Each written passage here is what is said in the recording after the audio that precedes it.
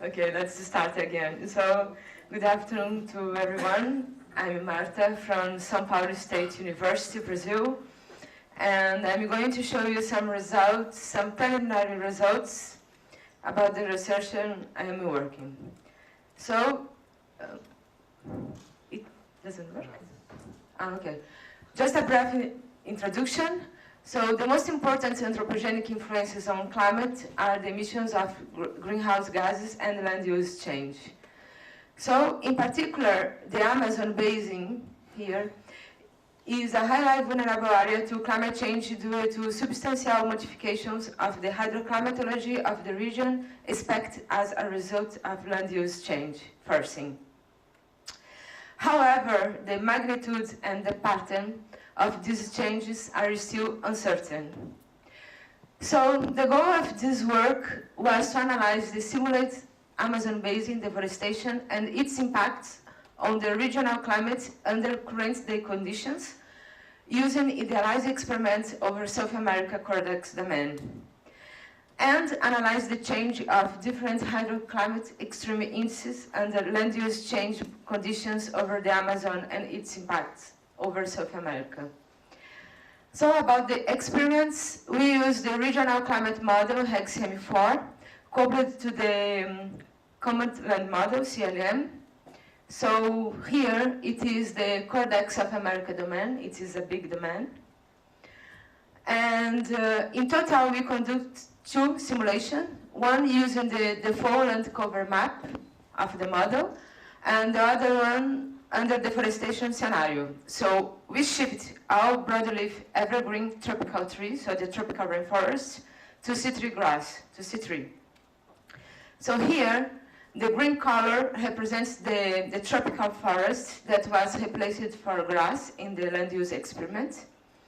And the horizontal black bars indicate the cross-section selected for more detailed analysis.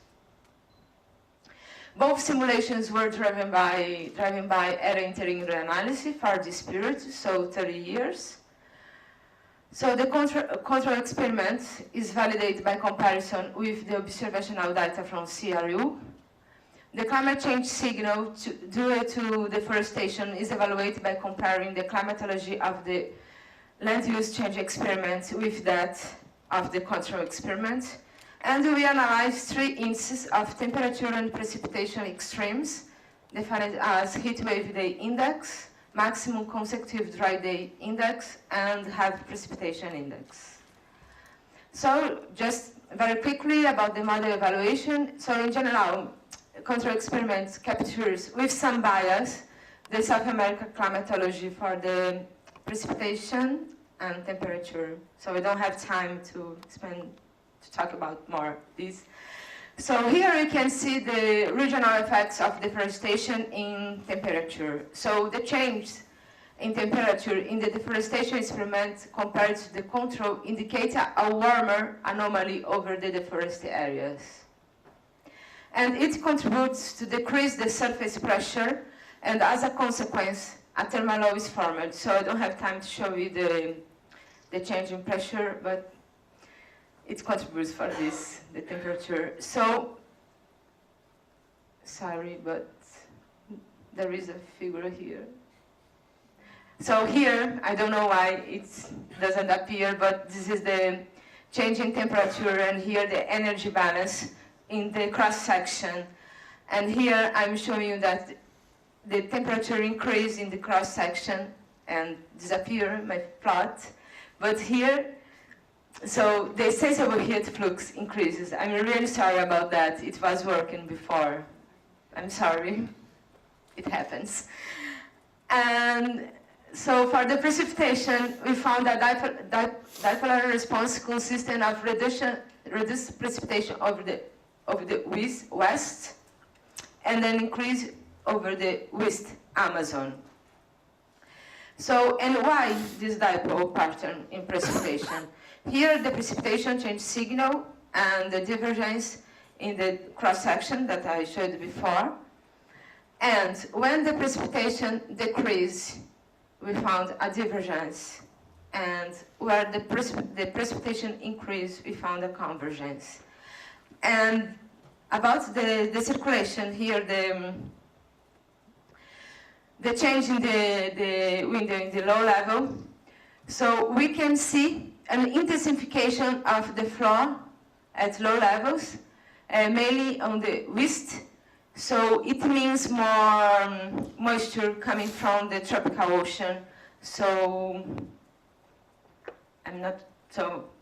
I did the plot, but for time reason I'm not showing, but there is more moisture here. So this is why the precipitation increases over this area. And at high levels develops a weak anticyclonic circulation in land use experiments due to increase of the precipitation over this area here. So the west of the Amazon. And about the hydroclimatic index, the change in land use increased the heat wave day index over this region. And we can see a remarkable effect of the heat wave day index over other regions in South America continent with a mixed signal. So you can see in some areas a decrease of these indices and others an increase. And about the consecutive dry day index, we found a signal, but not over the deforestation area, but here in this area. You can see, but so we replaced the tropical forest here, and we can see a signal there.